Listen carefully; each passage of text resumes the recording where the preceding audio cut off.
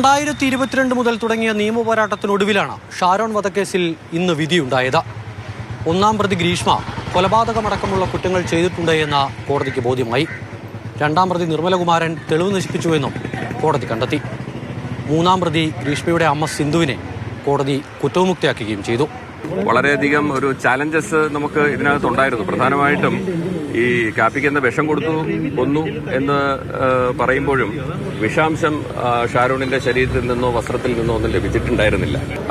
അത് വളരെ വിദഗ്ധമായിട്ട് ശാസ്ത്രീയമായിട്ടുള്ള തെളിവുകളിലൂടെയും വിദഗ്ധ ഡോക്ടർമാരുടെ അഭിപ്രായങ്ങളിലൂടെയും അതിന് ഉപോത്ബലകമായിട്ടുള്ള മറ്റ് ശാസ്ത്രീയ തെളിവുകളും സാഹചര്യ തെളിവുകൾ, കാരണം ഈ ഒരു കേസിൽ ഏറ്റവും വലിയ വെല്ലുവിളി എന്ന് പറയുന്നത് ഒരു ദൃക്സാക്ഷിയോ ഒന്നും തന്നെ ഇല്ല.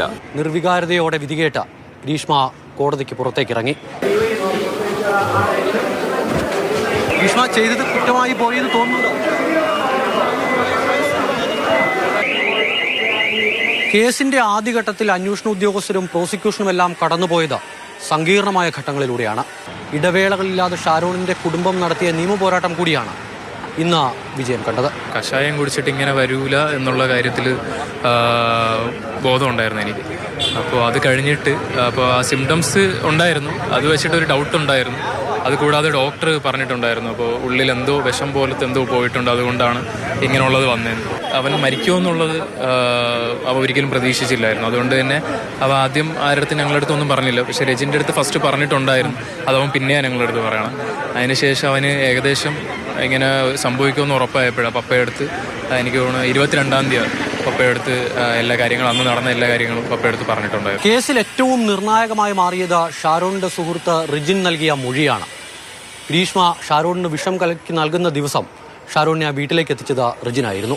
പുറത്തേക്ക് ഇറങ്ങി വന്ന ഉടൻ തന്നെ ഷാരോൺ ഛർദ്ദിക്കുന്നത് കണ്ടു എന്നുള്ളതായിരുന്നു റിജിന്റെ മൊഴി. അന്ന് ഷാരോണ് വിളിച്ച് 10:30 എന്നെ വിളിച്ചായിരുന്നു.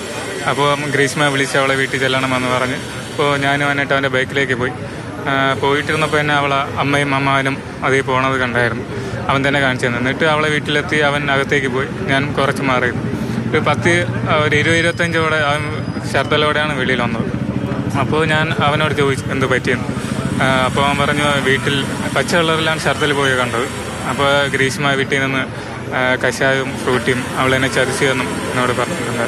ഗ്രീഷ്മയുടെ അമ്മ മൂന്നാം പ്രതിയായിരുന്നു സിന്ധുവിനെ വെറുതെ വിട്ട നടപടിക്കെതിരെ എങ്ങനെ മുന്നോട്ട് പോകണമെന്ന പ്രോസിക്യൂഷനുമായി ആലോചിച്ച് തീരുമാനിക്കുമെന്നാണ് കുടുംബം വ്യക്തമാക്കുന്നത്. മറ്റു 2 പ്രതികൾക്കും പരമാവധി ശിക്ഷ തന്നെ നൽകണമെന്നുള്ളതാണ് കുടുംബത്തിന്റെ ആവശ്യം.